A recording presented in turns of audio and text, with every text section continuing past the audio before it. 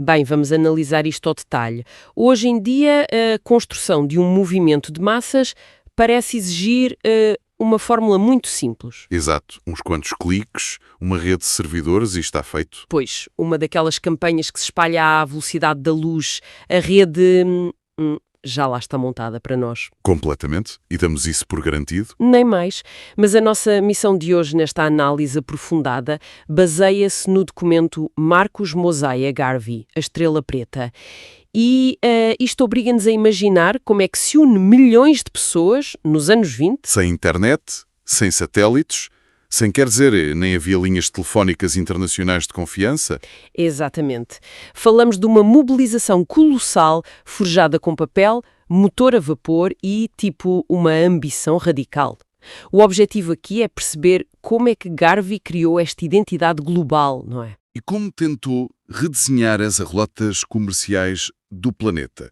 É um exercício mental fascinante. Especialmente porque desafiava todas as regras da sociedade na altura. Sem dúvida. O que é fascinante aqui é a janela temporal. Os anos a seguir à Primeira Guerra Mundial. Pois, o tal período de vácuo de poder. Sim, e de uma desilusão tremenda. Milhares de soldados negros tinham acabado de regressar dos campos de batalha na Europa. Tinham ido lutar pela democracia, não foi? Exatamente. Esperavam que o sacrifício deles acabasse com o racismo em casa. Mas, em vez disso, depararam-se com segregação brutal e uma violência extrema. É aquele período infame do Verão Vermelho de 1919 nos Estados Unidos. Pois, foi nesse clima super tenso que a voz de Marcus Garvey começou a ecoar. E a ganhar uma força inacreditável. E o que me impressiona lendo as notas é que Garvey era um imigrante jamaicano. Tinha acabado de chegar a Nova Iorque. Certo, não era parte da elite americana. Nada disso. Ele não se limitou a fazer discursos inflamados no Harlem. Ele construiu uma máquina autêntica. A Universal Negro Improvement Association. É a famosa UNIA. É exato. E o que salta à vista nestes documentos é que a UNIA não era uma simples associação de bairro. De todo. Tinha, na prática, a estrutura de um Estado paralelo. Aqui é que a coisa fica mesmo interessante. Como assim, um Estado paralelo? Pensa nisto como a infraestrutura de uma nação, mas sem fronteiras. A genialidade dele foi pegar no pan-africanismo e dar-lhe uma estrutura administrativa tangível. Mas a história não costuma resumir isso àquele movimento de regresso à África? Tipo as pessoas fazerem literalmente as malas? Sim, muitas vezes simplifica-se dessa forma. Mas a análise detalhada das fontes revela que era mais uma doutrina de repatriação da mente. Ou seja, um despertar psicológico. Exato. A ideia principal não era que toda a diáspora se mudasse fisicamente. Era criar um ecossistema económico autossuficiente. Quer vivesse em Londres, Nova Iorque ou Kingston. O destino de todos estava interligado. Mas espera aí, como é que se propaga essa mensagem a esse nível de forma tão unificada sem as comunicações que temos hoje? Aí entra o famoso Negro World, o jornal oficial da UNIA. O jornal. Hoje lemos jornais só para ver as notícias, mas isto era diferente, certo? Completamente. O Negro World era uma ferramenta tática de organização. As fontes indicam que era publicado em inglês, espanhol e francês. Uau! E a logística da distribuição? Li que era praticamente uma operação clandestina. E era mesmo. Havia maineiros que apoiavam o movimento e escondiam maços de jornais nos porões dos navios mercantes. Contrabando de jornais. Sim, e levavam-nos para portos nas Caraíbas, na América Central e até em colónias africanas, onde o jornal estava banido. O facto de as potências europeias banirem o jornal diz muito sobre o medo que tinham dele, não é? É o maior indicador do nível de ameaça. Ler o Negro World naquelas regiões era um ato ilegal. E subversivo. Incrível. Porque o jornal ensinava as pessoas a abrirem as suas próprias filiais locais, os tais Liberty Halls. Exato. Era essencialmente um modelo de franchising, mas para ativismo e empoderamento. Um franchising social. Isso explica como cresceram de um pequeno grupo num quarto para milhões de seguidores em poucos anos. Mas há uma coisa, lendo as descrições da época sobre as grandes convenções, fico com uma dúvida. Sobre as paradas e os uniformes? Pois, há registros fotográficos daquelas paradas enormes no Harlem, pessoas com fardas de gala, suntuosas, espadas, e a receberem títulos como Duque do Nilo. Sim, o espetáculo era grandioso. Mas lendo os críticos da altura, a pergunta impõe-se. Não era isto apenas um teatro de ilusões? Para pessoas que viviam na pobreza extrema, marchar com os chapéus de plumas não seria só uma distração? Olha, essa foi exatamente a crítica de figuras como o W.E.B. Du Bois. Ele e outros intelectuais viam isso como alienante. Certo, parecia fugir à realidade da marginalização sistémica. Pois, mas o documento disseca muito bem a psicologia por trás disso. O Garvey percebia que, antes de mobilizares alguém financeiramente, tens de restaurar a dignidade dessa pessoa. Ah, isso faz muito sentido. Um sistema que desumanizava os negros diariamente, tratando adultos de forma degradante, aquelas fardas não eram teatro. Eram tipo uma armadura psicológica. Uau! Restabeleciam a hierarquia de mérito deles próprios. Recondicionavam a forma como se viam ao espelho. Exatamente. Era o passo obrigatório antes da próxima fase lógica do plano, a independência económica. E faz sentido, porque o orgulho não paga salários, pois não? Nem transporta mercadorias pelo Atlântico. Não de todo. E a Unia precisava de contornar as cadeias de abastecimento da época que eram controladas pelos grandes impérios industriais. Daí a necessidade de criar uma infraestrutura a sério, de ferro e vapor. O que nos leva ao núcleo da nossa análise, a Black Star Line, a estrela preta. Nem mais. A Black Star Line é a aplicação pura dessa teoria da autossuficiência. O comércio marítimo era a internet dos anos 20. Quem controlava os navios controlava a riqueza mundial. Precisamente.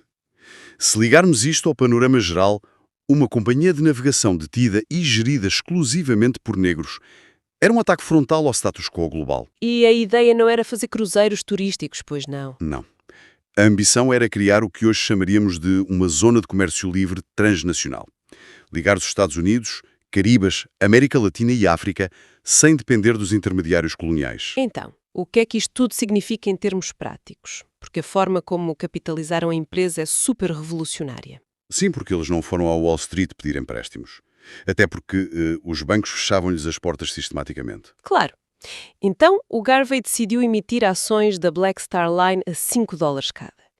O foco era totalmente a classe trabalhadora. Isto é, praticamente uma das primeiras versões do que hoje chamamos de crowdfunding em larga escala. É impressionante. Mas $5? Era muito dinheiro na altura. Sim, convém contextualizar. $5 em 1919 era uma fatia enorme do salário de um agricultor ou de um estivador. Hoje seriam uns $80. Não era de todo um investimento de trocos. Exigia sacrifício. Pois, e a psicologia disto é brutal. Os especuladores normais compram ações para ganhar dinheiro invisível, digamos assim. Mas esta malta não. Exato. Quem comprava ações da Black Star Line estava a comprar uma fração de soberania tangível. Os certificados eram emoldurados e pendurados nas paredes das salas. Como símbolos de esperança e dignidade. E li também que havia um limite de ações por pessoa, para evitar que uma elite ficasse com o controlo. Exato. Foi desenhado para manter o poder diluído pela comunidade base. É um design corporativo fantástico e, no início, houve momentos de triunfo inegável. O lançamento do primeiro navio, o Frederick Douglass. Sim, o entusiasmo nas docas era indescritível. Milhares de pessoas a verem a bandeira da Estrela Preta a ser hasteada. Ver uma tripulação negra aos comandos de um navio comercial daquele tamanho era, tipo, a libertação social em forma de navio. Era lindo na teoria, mas a gravidade da realidade operacional é implacável. Pois, a logística internacional não se gera só com boas intenções. Lendo os relatórios financeiros nas fontes, a empresa virou um pesadelo num instante, não foi? Catastrófico. O documento é muito claro. Como eles operavam fora do círculo tradicional, tornaram-se alvos fáceis para corretores e vendedores sem escrúpulos. O caso desse primeiro navio, o Yarmouth, é o exemplo perfeito, certo? Exato. O navio tinha mais de 30 anos e consumia carvão, que era um exagero. Na indústria, era basicamente considerado sucata. E mesmo assim a Unia pagou balúrdios por ele. Li que foram $165 mil. Um valor absurdamente inflacionado. A falta de conhecimento técnico e de consultoria dentro da liderança permitiu estes negócios ruinosos. Ou seja, a paixão popular colidiu de frente com a ganância dos sucateiros navais. Aquele relato trágico da primeira viagem do Yarmouth para as Caraíbas. A viagem do whisky. Sim, o navio foi contratado para levar um carregamento enorme de whisky para lucrar mesmo antes da lei seca entrar em vigor nos Estados Unidos. Mas as caldeiras estavam tão más que falharam repetidamente. O navio ficou à deriva durante dias. E parte do whisky desapareceu de forma misteriosa ou foi atirada ao mar. A Black Star Line perdeu logo uma fortuna na viagem de estreia. É verdade. E isto levanta uma questão importante, que é a tensão central das nossas fontes. Pois, a questão é, terá o Garvey sido imprudente tentar lançar uma operação colossal num setor tão agressivo, sem a preparação técnica necessária? É inegável que houve incompetência administrativa e péssima avaliação de risco, que sugou as poupanças de milhares de trabalhadores. Mas, e isto é fundamental, esses erros não aconteceram num vácuo. Ou seja, as forças externas também estavam desenhadas para garantir o colapso. Exatamente. O documento mostra que os erros internos foram ativamente exacerbados pelo Estado americano. Espera, o governo interveio diretamente para destruir a empresa? Sim, não se pode falar das caldeiras avariadas sem falar do Bureau of Investigation, a agência que mais tarde se tornou o FBI. Uau! E o que é que as notas nos dizem sobre o mecanismo dessa espionagem? Foi liderado pelo J. Edgar Hoover. Ele via a capacidade de mobilização económica de Garvey como uma ameaça gigante à estabilidade interna do país. Então, qual foi o plano de ataque dele? Bem, as fontes revelam que contrataram o primeiro agente negro da história da agência, o James Wormley Jones, com um único propósito: infiltrar-se na sede da UNIA. Mas apenas para vigiar? Não de todo. Os infiltrados fomentavam a desconfiança, semeavam divisões, e há registros que apontam para instigação de sabotagem industrial. A sério? Sabotagem nos próprios navios? Sim, motores que sofriam danos suspeitos a meio do oceano, materiais estranhos metidos nos combustíveis, tudo feito por pessoas que, supostamente, foram subornadas por agentes externos. Isso é surreal. Multiplicava os custos de reparação que já eram astronómicos. É sabotagem em múltiplas frentes. As debilidades de inexperiência técnica foram devoradas por uma campanha patrocinada pelo Estado. E o golpe final nem sequer foi no mar, pois não? Foi nos tribunais. Como é que foi aquela famosa acusação de fraude postal? Foi uma jogada super calculada. O Hoover precisava de um pretexto legal para desmontalar a liderança. A inexperiência deles deu-lhe a munição. Como assim? O que é que aconteceu ao certo?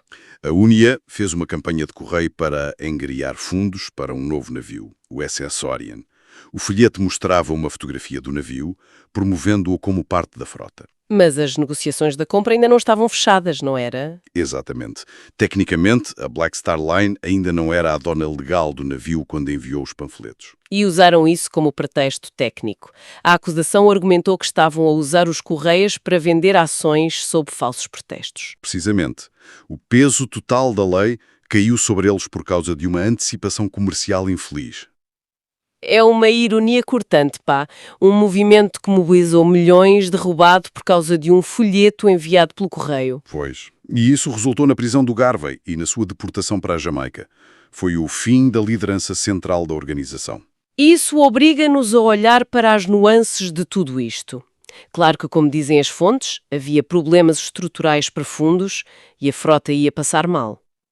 Certo, mas numa empresa normal em crise, faz-se uma reestruturação. Muda-se a gerência, aprende-se com os erros. Mas aqui o sistema de obstrução garantiu que não houvesse segundas oportunidades. As águas estavam meticulosamente minadas. Exato. O fracasso tornou-se uma certeza, não só pela má gestão, mas por essa interferência institucional gigantesca. Bem, isto oferece-nos uma síntese brutal. Não estamos a glorificar cegamente as falhas operacionais que lesaram tanta gente, claro. Certo. O objetivo não é tomar partidos políticos, mas apresentar os factos como estão no documento. Garvey foi o arquiteto audaz de uma estrutura que ainda perdura. Pois perdura. Vimos como a UNIA resgatou a dignidade das massas com o panafricanismo e como a Black Star Line foi um pioneiro enorme no financiamento coletivo. Focado sempre naquele princípio de que a libertação está ligada ao controle económico. E é vital perceber a aplicação disto aos dias de hoje. Ah, sem dúvida. Quando falamos hoje de bancos comunitários e de comatar o fosso de riqueza estrutural, Que estamos a ver a evolução direta destas ideias dos anos 20. O verdadeiro legado não são os navios afundados, mas a prova de que as bases de uma comunidade podem mobilizar capital. e essa ligação ao presente deixa-nos com muito que pensar. Completamente. E é aqui que deixo uma reflexão provocadora para quem nos ouve pensar um pouco. Venha ela. Se projetarmos a ambição colossal da Black Star Line para as tecnologias de hoje, Imaginem um movimento atual a usar criptomoedas, finanças descentralizadas ou plataformas de crowdfunding globais para criar uma rede logística independente. Contornando totalmente o sistema bancário centralizado. Exato. Como é que os legisladores, os reguladores financeiros e as instituições estabelecidas reagiriam hoje? Será que o sistema económico atual seria mais tolerante do que foi na era do J. Edgar Hoover? Uau! Ou será que as ferramentas de contenção apenas se tornaram mais invisíveis e sofisticadas? É uma pergunta que altera toda a perspectiva de como encaramos a inovação financeira moderna. Pois é. Molda a forma como percebemos o progresso da economia e quem detém realmente o poder. É um excelente ponto para fecharmos. Traz-nos de volta ao início, quando imaginamos aquela multidão nas docas a celebrar com certificados de $5, é impossível não admirar a pura audácia. Verdade. É um lembrete forte. Fica o lembrete de que o passado nunca é unidimensional. Procurem sempre ler nas entrelinhas da história, analisar as fontes e manter um espírito crítico. Muito obrigada por acompanharem esta nossa exploração aprofundada de hoje. Continuem a questionar tudo e até à próxima análise.